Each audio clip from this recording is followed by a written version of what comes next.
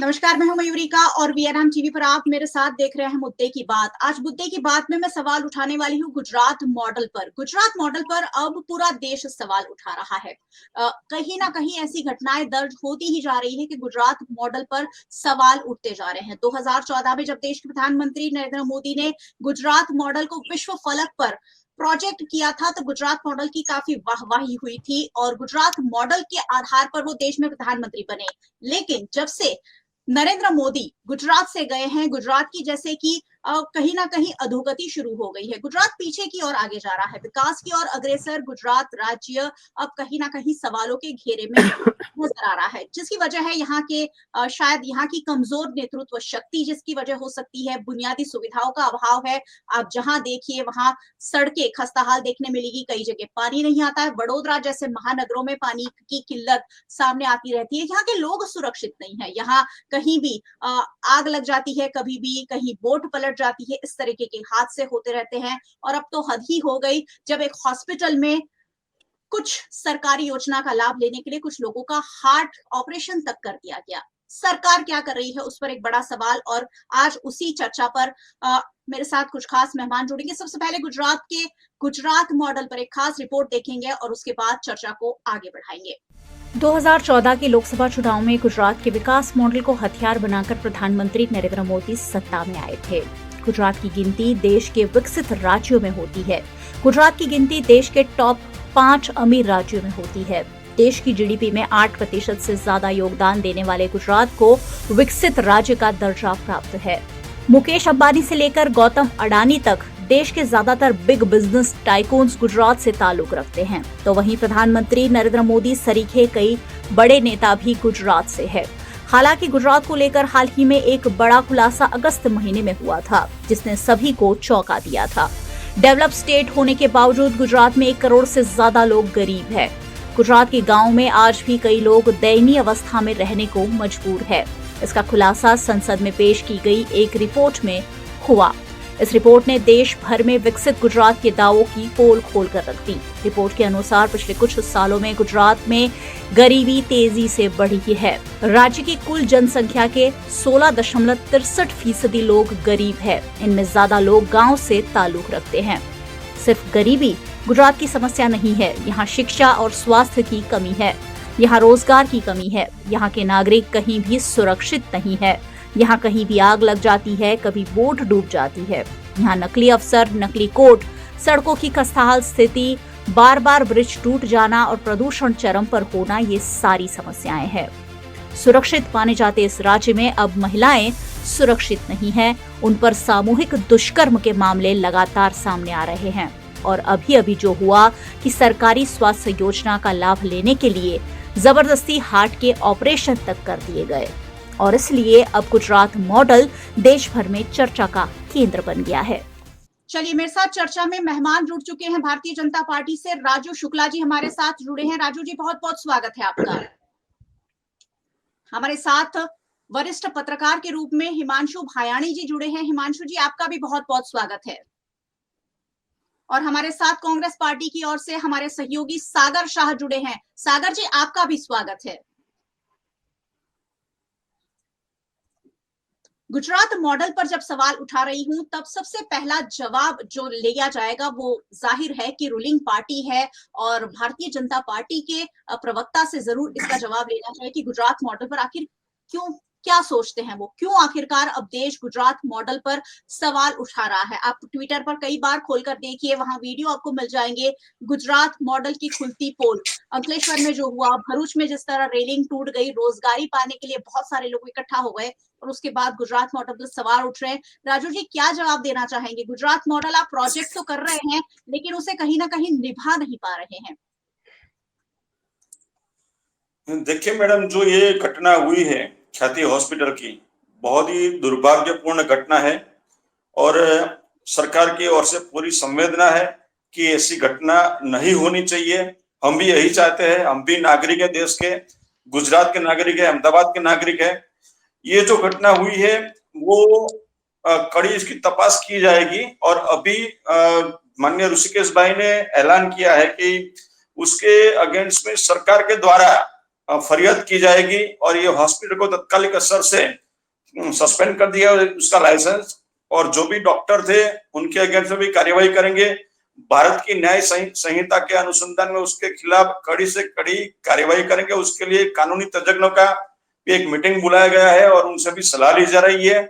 और आगे ऐसी मल्टी स्पेशलिटी हॉस्पिटल के लिए एक नई एसओपी तैयार करेंगे कि बाद में ऐसी कोई घटना न बने, और जो घटना बनी है वो बहुत दुखद है। इसके लिए जो भी हुतात्मा है उसको हम श्रद्धांजलि देते हैं और उनके परिवार को भी हम श्रद्धांजलि के रूप में उनको देते हैं कि भाई हम उनकी कड़ी से कड़ी कार्यवाही करेंगे। और जो भी डॉक्टर है, जो भी हॉस्पिटल के डायरेक्टर है और जो भी ऑनर है, उनके खिलाफ कार्यवाही होगी। और उसके 16 सिविल हॉस्पिटल के जो डॉक्टर है उनकी अध्यक्षता में एक तपास समिति बनाई गई है और उनके खिलाफ कार्यवाही करेंगे। सर, आप कार्यवाही की बात तो करते हैं, लेकिन आपकी सरकार कुछ और कहती है और आपकी पुलिस कुछ और कहती है। नवरात्रि में हाल ही में हमारे गृह राज्य मंत्री हर्ष संघवी कहते रहे सुबह तक गरबा खेलिए, लेकिन पुलिस जो थी उन्होंने परिपत्र 12 बजे के पास का ही घोषित किया था। इसमें भी कुछ ऐसा ही है कि सरकार कुछ और कह रही है, पुलिस ने मामला दर्ज नहीं किया था। हमारे साथ वरिष्ठ पत्रकार हिमांशु जी जुड़े हुए हैं, उनसे भी प्रतिक्रिया ले लेते हैं कि गुजरात मॉडल पर आखिरकार इस कदर सवाल क्यों उठ रहे हैं, क्यों गुजरात सरकार जो है वो नागरिकों को एक सुरक्षित राज्य देने में कामयाब नहीं हो पा रही है। हिमांशु जी।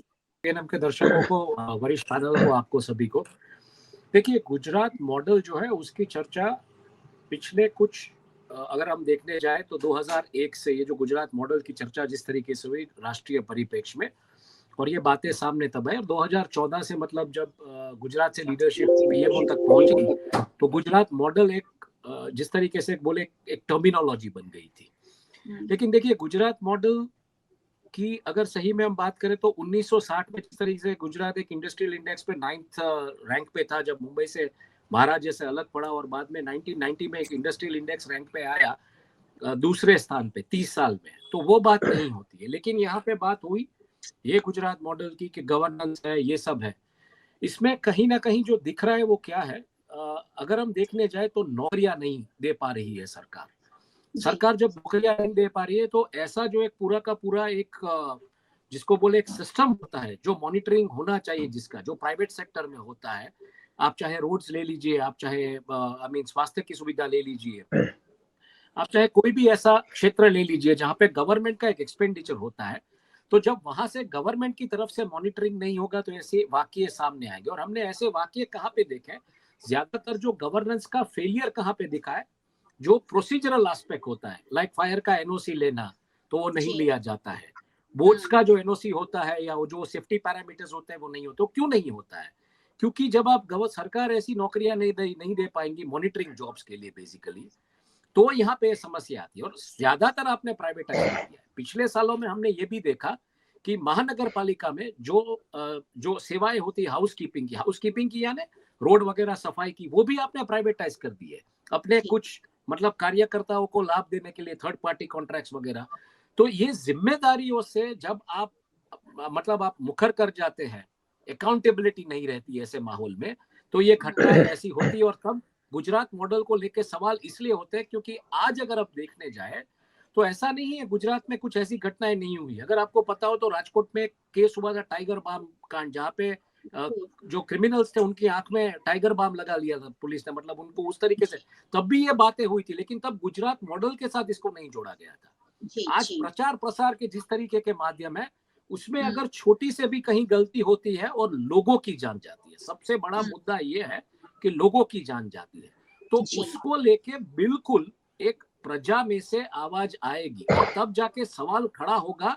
वो जो टर्मिनोलॉजी है गुजरात मॉडल, उसको लेकर मॉडल गवर्नेंस का वैसा है, लेकिन सरकारी नौकरियां जब ना हो, एक मॉनिटरिंग सरकार की तरफ से ना हो, एक प्रोसीजरल एस्पेक्ट में बहुत ही ईज ऑफ जिसको बोले कि ईज आ जाती है, करप्शन आ जाता है, तब जाके ये समस्याएं होती है। और ये समस्याएं और ये घटनाएं बहुत ही दुखद है क्योंकि इसमें जान हानि बहुत बड़े पैमाने पे होती है। आज कैसे हुआ कि डॉक्टर्स इस तरीके से स्टैंड डाल देंगे और महाअमृतम कार्ड का वगैरह जो भी उनको बेनिफिट है वो ले लेंगे, क्योंकि आज वहां पे मॉनिटरिंग सिस्टम वो गवर्नमेंट के अधिकारियों का नहीं है, जहां पे गवर्नमेंट का पैसा या गवर्नमेंट की स्कीम्स जो है वो स्पेंड होने वाली थी। अगर ये मॉनिटरिंग होता, ये एक उसका मैकेनिज्म होता, चलिए मॉनिटरिंग आप नौकरी नहीं दे रहे ठीक है, लेकिन डिजिटल इंडिया का जी आप जो बात कर रहे हैं, अगर उसके जरिए भी ये मॉनिटरिंग होता तो मुझे लगता है कि ऐसी घटनाएं नहीं होती।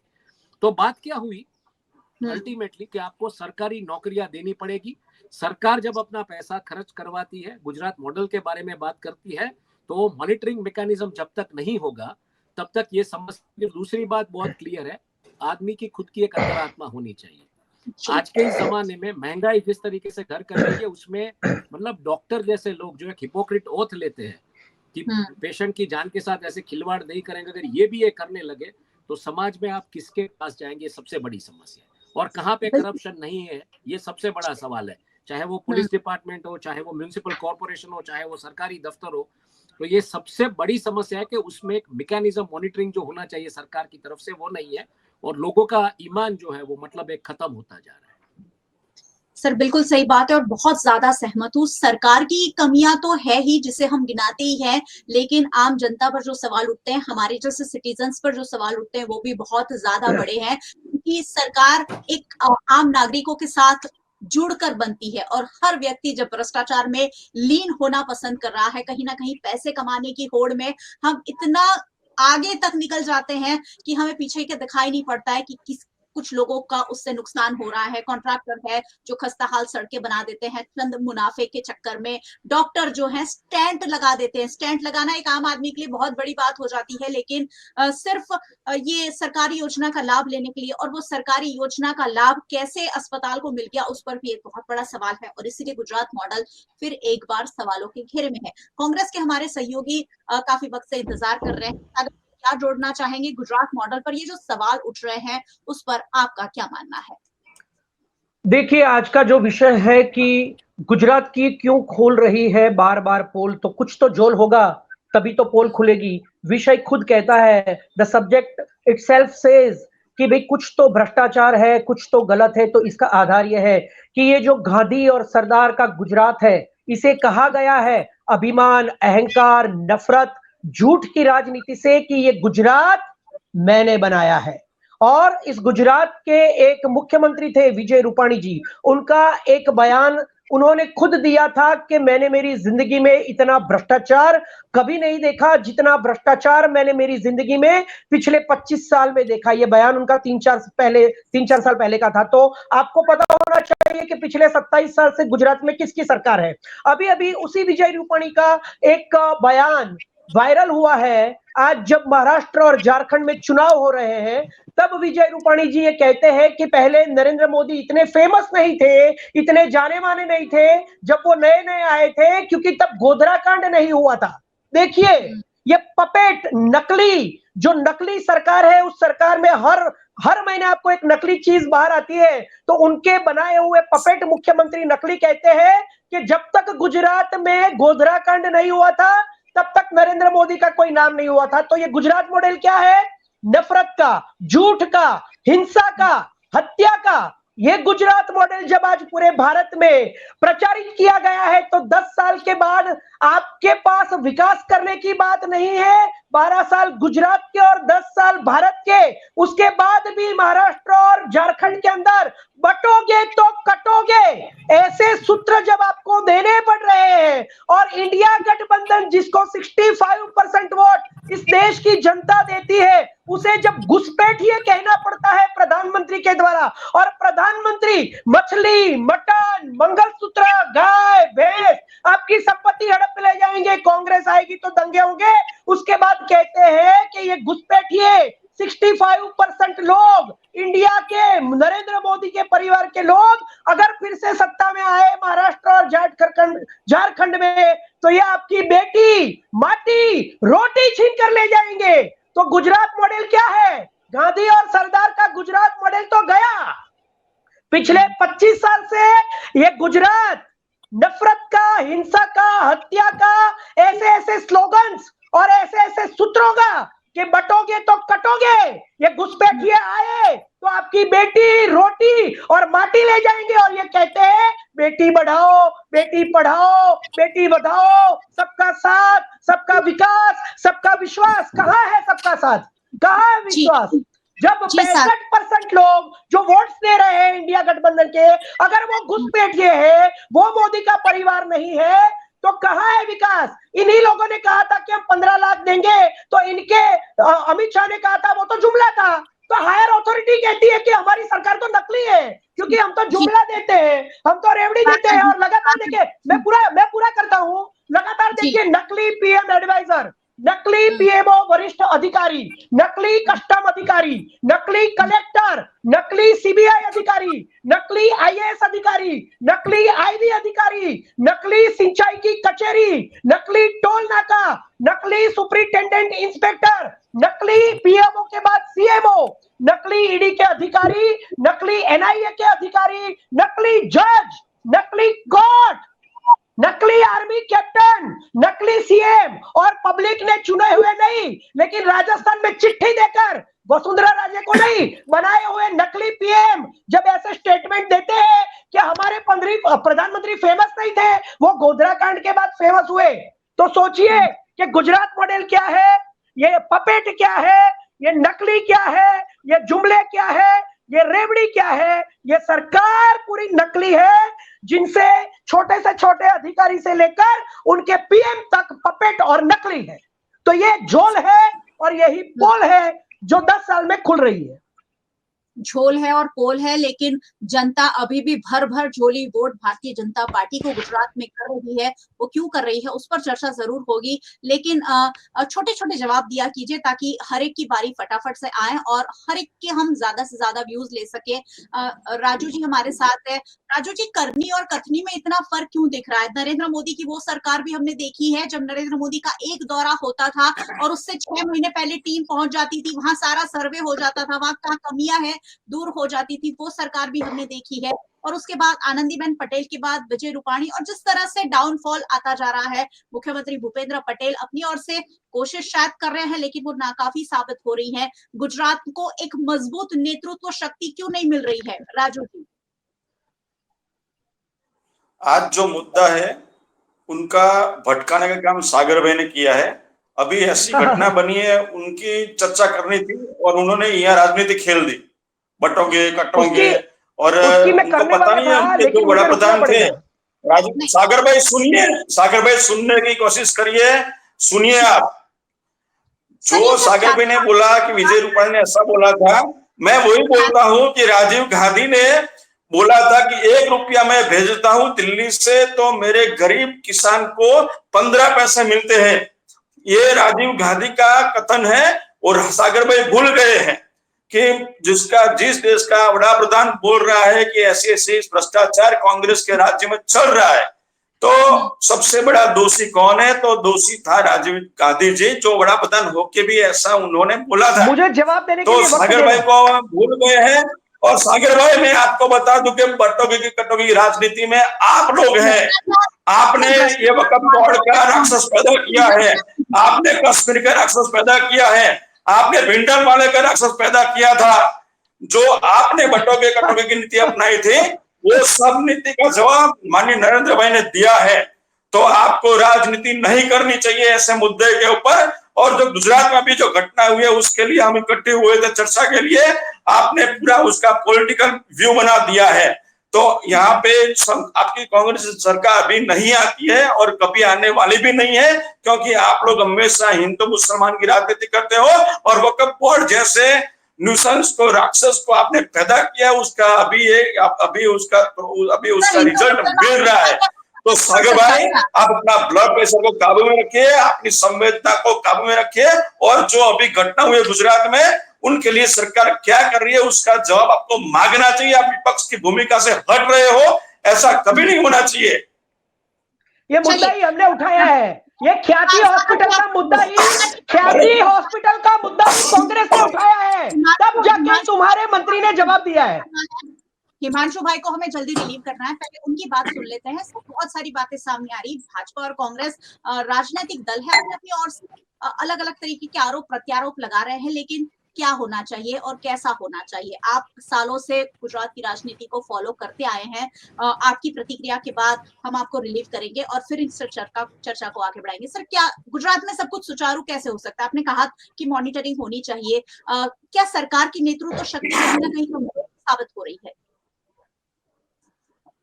नहीं, देखिए बिल्कुल एक चीज मैं स्पष्ट रूप से मानता हूँ, पार्टी चाहे कोई भी हो, जी पार्टी का विचारधारा जो भी हो, एजेंडा जो भी हो, उससे फर्क नहीं पड़ता है। फर्क जी किस चीज से पड़ता है कि जब आप गवर्नेंस में बैठे हो तब आपकी जिम्मेदारी उस प्रजा के तरफ है। आपकी जी विचारधारा जो भी हो उससे कोई लेना देना नहीं है। और जी जब आपकी जिम्मेदारी प्रजा के तरफ है तो आपका एक मॉनिटरिंग मॉडल, क्योंकि जो पैसा आप खर्च कर रहे हो स्वास्थ्य की स्कीम्स में, जी इंफ्रास्ट्रक्चर में, इन सब जगहों पे वो पैसा पब्लिक के टैक्स से आया हुआ पैसा है। और जब वो टैक्स का पैसा, मतलब ऐसी बात है कि आपके घर में पैसा आता है और आप खर्च करते हो और उसका मॉनिटरिंग करने वाला कोई नहीं है, जी तो वहां पे भ्रष्टाचार की किल्लतें लगती है, सब कुछ होता है। तो मेरा क्लियरली मानना है एक बिजनेस जर्नलिस्ट के तौर पे, क्योंकि मैं एक बिजनेस जर्नलिस्ट हूँ, मैं कॉर्पोरेट दुनिया से ज्यादा ताल्लुक रखता हूँ। जी आप तो सीएनबीसी कॉर्पोरेट वगैरह दुनिया के लिए क्या होता है, बॉटम लाइन प्रॉफिट होता है, बॉटम लाइन प्रॉफिट होता है। लेकिन यहाँ पे गवर्नेंस में बॉटम लाइन प्रॉफिट नहीं होता है। गवर्नेंस में बॉटम लाइन होता है कि आपका वोटर आपको वापस वोट क्यों करेगा। तो जी उसके चलते जब ऐसी आवाजें आती है तो आपके पास एक मॉनिटरिंग मैकेनिज्म, एक स्ट्रॉन्ग मॉनिटरिंग मैकेनिज्म, जो पैसा आप खर्च कर रहे हो उसका होना चाहिए। वो चाहे अब आप जॉब्स देके कीजिए, वो चाहे आप डिजिटली कीजिए, आपको जिस तरीके से भी करना है। लेकिन जब तक ये देखिए बेसिक चीज है, एनओसी जी लेना खाना का, सेफ्टी इक्विपमेंट्स लगाना, ये बेसिक चीज है। ये कोई रॉकेट साइंस नहीं है, ये कोई आपको रॉकेट नहीं उड़ाना है। तो बेसिक चीजों का भी जब मतलब आप हमको देखने को मिलता है कि निर्मूलन हो चुका है, एक व्यवस्था पूरे भ्रष्ट तरीके से हो चुकी है, कहीं को किसी को भी एनओसीज मिल जाते हैं, किसी का लैंड क्लियर हो जाता है, तो ये क्लियरली इंडिकेट करता है कि भ्रष्टाचार है। पैसे के भ्रष्टाचार में लोग डूबे हुए हैं, चाहे वो अधिकारी हो, चाहे वो कॉर्पोरेट्स हो, चाहे वो बिजनेस फ्रेटर्निटी हो, चाहे वो छोटे से छोटा मतलब उसका मॉनिटरिंग करने वाला हो। तो ये नहीं होना चाहिए। उसका एक मैकेनिज्म आप लाइए कि ये पब्लिक का पैसा है, पब्लिक की उसके लिए खर्च हो रहा है, पब्लिक के वेलफेयर के लिए, और उसको आपको सही तरीके से चैनलाइज करने के लिए एक मॉनिटरिंग मैकेनिज्म आपको लाना पड़ेगा। बस मैं इतना कह के विदा लूंगा। हिमांशु जी बहुत बहुत शुक्रिया हमारे साथ जुड़ने के लिए, बहुत बहुत शुक्रिया। चलिए अब हम चर्चा को आगे बढ़ाएंगे। सागर जी आप कहना चाह रहे थे, अपनी बात को आप शांति से रखिए, दर्शक भी आपको अच्छे से सुन पाएंगे और समझ पाएंगे कि आखिरकार क्या हो रहा है और क्या होना चाहिए। सागर जी देखिए, राजू भाई ने जो कहा और राजीव गांधी का जो बयान दिया, उससे तो ये क्लियर हो जाता है कि हमारे जो प्रधानमंत्री थे वो खुद स्वीकार करते थे कि मैं तो ऊपर से मतलब हायर अथॉरिटी से 1 रुपया बेचता हूं, नीचे कहीं पर करप्शन हो जाता है। लेकिन हमारे आज के प्रधानमंत्री कहते हैं मध्य प्रदेश के चुनाव के वक्त भोपाल में कि अजीत पवार ने 70 लाख करोड़ का घोटाला किया है, मैं उसे जेल में डालूंगा और मैं कुछ भी नहीं चलाने वाला हूं।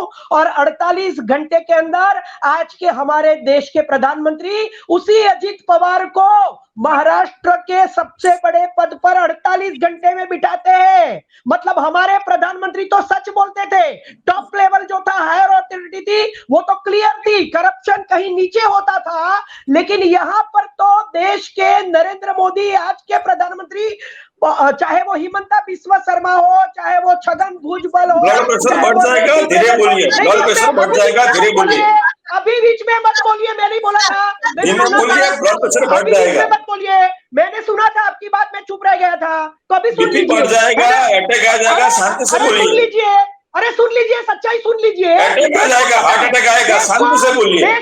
देश को पता है कि 70 अरे धीरे बोलो, अटैक आ जाएगा भाई। अजीत पवार ने किया था और 48 घंटे में इस देश के प्रधानमंत्री ने उन्हें अंदर डालने की बात की थी, लेकिन महाराष्ट्र के सबसे बड़े पद पर बिठा दिया उसी अजीत पवार ने।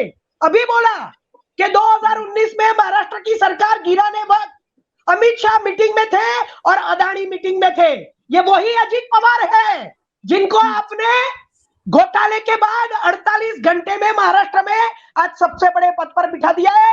वही तुम्हारी पोल खोल रहा है, वही तुम्हारी झोल खोल रहा है। मैं वही बोलता हूँ कि ये अलग मुद्दा चला रहे हैं, मुझे परमिशन दे दो, मैं भी अलग मुद्दा चलाऊं। कुछ भी नहीं होगा, कुछ भी नहीं मैं होगा, अलग मुद्दा चलाऊं, परमिशन दे दो मुझे। सच्चाई रहेगी। यही गुजरात में, अरे भाई आपको हार्ट अटैक आ जाएगा, अभी शांति से बात करो, ब्लड प्रेशर बढ़ जाएगा, आपके पीछे बहुत देर होने वाले। यही गुजरात में मोदी हुआ, अरे शांति से बात करो भाई, मैं कहीं भागने जाने वाला हूँ। हुआ, यही गुजरात में बड़ौदा में हरणी बोटकांड हुआ, यही गुजरात में राजकोट में टीआरपी गेम जोन कांड हुआ, श्रेयस हॉस्पिटल अहमदाबाद में आग लगी थी और अभी ये हो गया ख्याति हॉस्पिटल का। ना किसी को आज तक सजा मिली, ना किसी के ऊपर एफआईआर हुई, ना किसी के नाम कभी लगाए गए। यही है गुजरात मॉडल। बताइए सर, कांग्रेस पार्टी कैसे आवाज उठाएगी? बिना चिल्लाए भी हम सर बात कर सकते हैं और अपनी बात पहुंचा सकते हैं। मैं बहुत इफेक्टिवली बात करती हूं सर, आप भी ऐसे इफेक्टिवली बात कीजिए। भाई ब्लड प्रेशर बढ़ जाएगा, घर वाले रोते रह जाएंगे। सर हमें समझ भी नहीं आ रहा आप क्या कह रहे हैं। तो कैसे कांग्रेस पार्टी अब इस मुद्दे को कैसे आगे ले जाएगी? चलिए बहुत सारी शिकायतें हैं और शिकायतों को साथ मिलकर कैसे दूर किया जा सकेगा, उस पर छोटा सा जवाब, फिर मैं राजू जी के पास वापस चलूंगी। देखिए, ये मुद्दा जो है वो सबसे पहले सुबह में 8 बजे हमारे कांग्रेस के कोऑर्डिनेटर श्री हेमांग रावल जी ने ही उठाया है और उनका वीडियो खुद मैंने रिकॉर्ड किया था और हमने उसे अपलोड किया। उसके बाद कांग्रेस ने प्रेस कॉन्फ्रेंस की। कांग्रेस ने पहले भी जितने भी आंदोलन है गुजरात के अंदर टीआरपी गेम जोन में राजकोट का बंद का ऐलान भी सफल करवाया था। ये 27 साल से चल रही डबल इंजन की सरकार में। और जब बार बार इस देश को लूटा जाएगा तो आवाज बढ़ेगी। आवाज नहीं बढ़ती है तो कहते हैं कि कांग्रेस आक्रामक नहीं है। जब कांग्रेस आक्रामकता से विरोध करती है, बंद के ऐलान करती है, वीडियोस बाहर लाती है, इनके स्कैम बाहर लाती है, तब आप कहते हो कि आप चिल्लाते हो। तो भाई 27 साल हो गए और 27 साल में जब इनको आपने बोला, नहीं एक सेकंड, आपने बोला कि इनको भर भर के वोट मिलते हैं, तो इनको अगर भर भर के वोट मिलते हैं तो लोकसभा में सूरत की सीट को तोड़ना क्यों पड़ा? उसके बाद भी बहुत सारी सीटों को तोड़ने के लिए प्रयत्न किया गया। एडीसी के रिपोर्ट आए हैं, वोट फॉर डेमोक्रेसी के रिपोर्ट आए हैं, 79 सीट्स के गफलों के रिपोर्ट्स आए हैं, 5 करोड़ वोट्स के गफलों के रिपोर्ट्स आए हैं। सब कुछ हमने चुनाव आयोग में रजिस्टर करवाया है। आज तक चुनाव आयोग जवाब नहीं देता है, तो ये कैसे जीतते हैं ये भी दुनिया जानती है।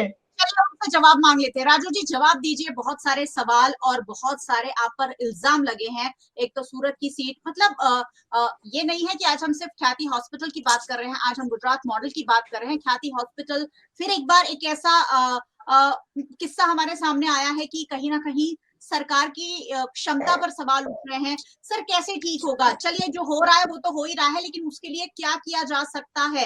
भारतीय जनता पार्टी की नेतृत्व शक्ति, इतनी बड़ी पार्टी है, इतने ज्यादा आपके कार्यकर्ता है, कहाँ कमजोर पड़ रही है पार्टी? कैसे ऐसी अस्पतालों को ये आयुष्मान कार्ड के तहत और ये जो प्रधानमंत्री की स्वास्थ्य बीमा योजना है उसका लाभ मिल जाता है? क्या दिक्कत आ रही है सरकार चलाने में? सर देखिए मैडम, जो सागर भाई ने अपना ब्लड प्रेशर बढ़ा दिया अलग अलग जवाब देते नहीं सागर भाई करते हैं, ये जवाब देते नहीं है। ये आपके सवाल के जवाब को हार्ट अटैक आ जाएगा। सागर भाई करते हैं, आप उनको पूछिए कि जवाब दीजिए। आप उनको पूछिए कि मेरे सवाल का जवाब दीजिए। सागर भाई मत कीजिए। सागर भाई करने से कुछ नहीं होगा। जो पोल है वो खुल रही है। तो क्या सर उन्हें जवाब देने भाई, आप राहुल गांधी बोलते रहे हो तो मैं सागर भाई की बात नहीं ले सकता। आप मेरे सामने बैठे हो। राजीव गांधी बोला। अरे राहुल, अरे बस मैं वही बात कर रहा हूँ आपसे। मैंने उसका जवाब दिया। धीमे बोलिए, ब्लड प्रेशर बढ़ जाएगा भाई, ब्लड प्रेशर बढ़ जाएगा। शांति से बात करो। आप मेरी चिंता मत कीजिए। अरे करनी पड़ती है ना, तुम भी मेरे देश के नागरिक हो भाई, तुम भी मेरे देश के नागरिक हो। बचाने की चिंता कीजिए, मेरी मत कीजिए। अरे आप ख्याति हॉस्पिटल के डॉक्टर को बचाने की चिंता कीजिए, मुझे मत बचाइए। मैं मेरा देख लूंगा। मैं मेरा देख लूंगा। अरे आपको तो बचाना पड़ेगा ना भाई, तो इतना जोर से बोलेगा कौन मेरे सामने? आपको नहीं बचाऊंगा तो ख्याति हॉस्पिटल के डॉक्टर को बचाइए। ख्याति हॉस्पिटल के डॉक्टर को बचाइए। राजू जी जवाब दीजिए। अरे सागर भाई, मैडम मैं बोलता हूँ, सागर भाई अच्छे डिबेटर है, उनको जाहिर मंच पे ले जाइए, क्योंकि यहाँ पे वो बहुत सारी घूम करके वो डिबेट करते हैं। वो ठीक बात नहीं है। मैं आपको जवाब देना चाहता हूँ, लेकिन वो बीच में बोल जाते हैं। लेकिन मैं सागर भाई को यही बोलता हूँ कि उन्होंने जो अभी सूत्र दिया, उन्होंने जो गुजरात मॉडल की बात को किनारे पे करके सारे देश की चिंता कर दी, तो मैं उनको पूछना चाहता हूँ, जहाँ कांग्रेस की सरकार जीतते आती है वहीं पे चुटनी पंथी ठीक हो जाता है, वहीं पे ईवीएम भी ठीक हो जाता है, और जहां कांग्रेस हार जाती है, ठगबंधन उन्होंने जो बनाया वो हार जाता है, तो वहीं पे ईवीएम गलत हो जाता है, इलेक्शन कमीशन गलत हो जाता है, यानी कि सुप्रीम कोर्ट भी गलत हो जाती है, और बटोगे कटोगे की बात की तो उन्होंने, मैं कश्मीर में जब हिंदू को काटा था आप कहाँ थे भाई? कश्मीर में हिंदुओं का नरसंहार हो रहा था, आप कहाँ थे भाई? गोधरा कांड में 59 जो हिंदू थे उनको जलाकर मार दिया गया, वह तब कहाँ थे भाई आप? और जिस देश के अंदर वक्फ बोर्ड जैसा आपने संविधान में पास करवाया, आपने बिल बना के पास करवाया, उस वक्त कहाँ थे भैया? मैं वही पूछना चाहता हूँ आपको सागर भाई कि अगर हिंदू मुस्लिम के बात करते हो तो आपने हिंदुओं का अपमान किया है। भगवान राम के अयोध्या में आपने आमंत्रण का स्वीकार क्यों नहीं किया था भाई? आप मुझे बताइए, भगवान राम के अयोध्या का मंदिर का आपने क्यों स्वीकार नहीं किया था भाई?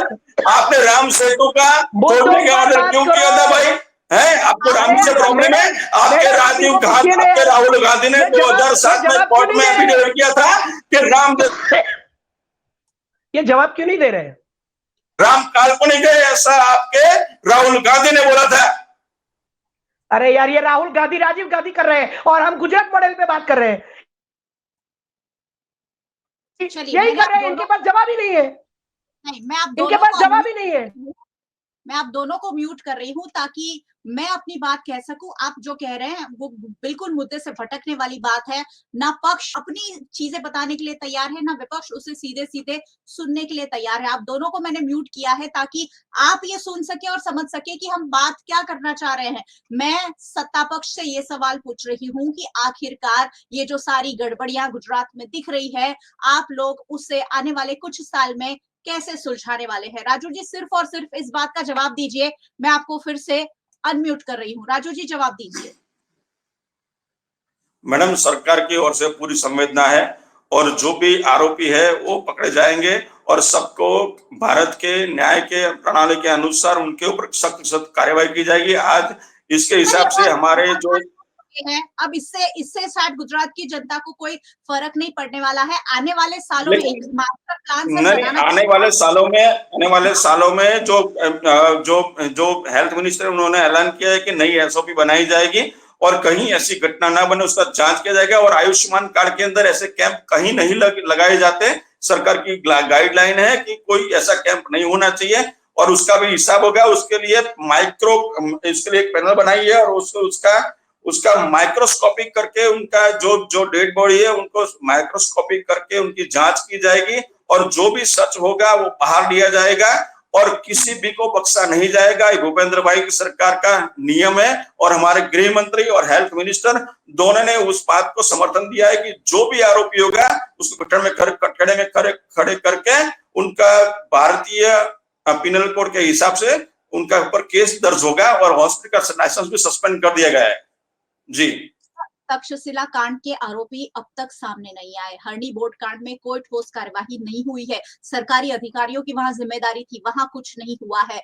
सूरत में अभी लगी। सर, आप लोग बातें करते हैं लेकिन उसका कुछ दिख नहीं रहा है नागरिकों को। तो नागरिक सवाल पूछेंगे कि 5 साल पहले, 5 से ज्यादा साल हो गए तक्षशिला कांड को, अभी तक उसके आरोपी तय नहीं कर पाए हैं आप लोग।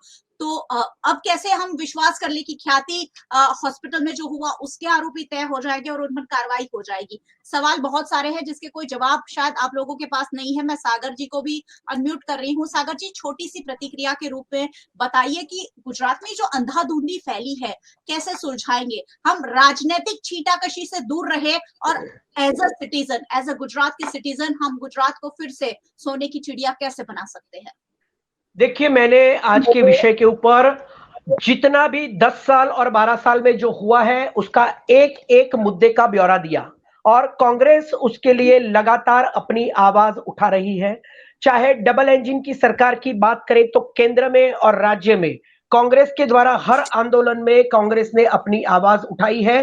ख्याति हॉस्पिटल पर भी कांग्रेस ने जब आवाज उठाई उसके बाद ही ये मुद्दा आज पूरे डिबेट का मुद्दा बन चुका है। कांग्रेस लगातार अपनी मेहनत कर रही है। भारत जोड़ो यात्रा, भारत न्याय यात्रा, गुजरात में राजकोट बंद का ऐलान, उसके बाद गुजरात के अंदर जो अंबाजी के अंदर जो प्रसाद का मामला हुआ था उसको लेकर कितने, और ये ख्याति हॉस्पिटल का मामला, सारे आंदोलनों में कांग्रेस ने अपनी मजबूती से आवाज रखी है, रखती रहेगी और रखेंगी। और हम इनको हर बार मुखी खिलाते रहे हैं और खिलाते रहेंगे। ये जो जीत रहे हैं उनकी जीत पर भी पूरे भारत में आवाजें उठ रही है, सवाल उठ रहे हैं, इसके भी ये लोग जवाब नहीं दे रहे हैं और हर डिबेट को ये लोग अलग मुद्दों पर भटकाते हैं। तभी हमें अपनी आवाज भी डिबेट के अंदर बड़ी करनी पड़ती है, क्योंकि ये लोग अलग मुद्दों पर बात करते हैं, विषय पर बात नहीं करते। मैंने अभी मुद्दा भटका दिया उन्होंने।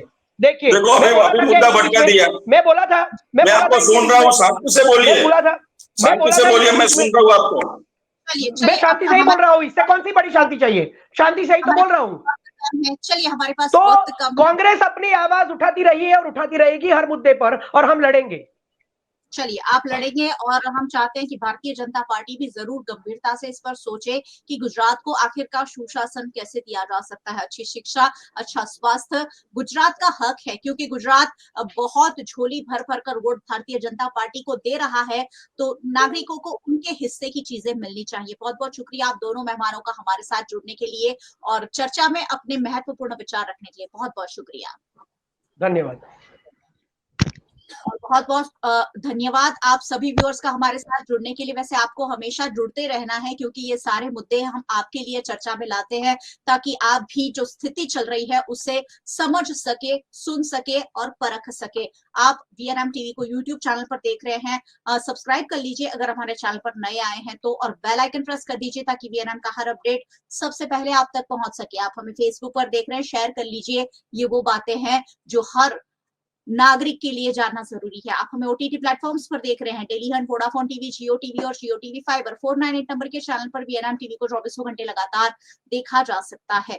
देखते रहिए वीएनएम, जुड़े रहिए वीएनएम के साथ। नमस्कार।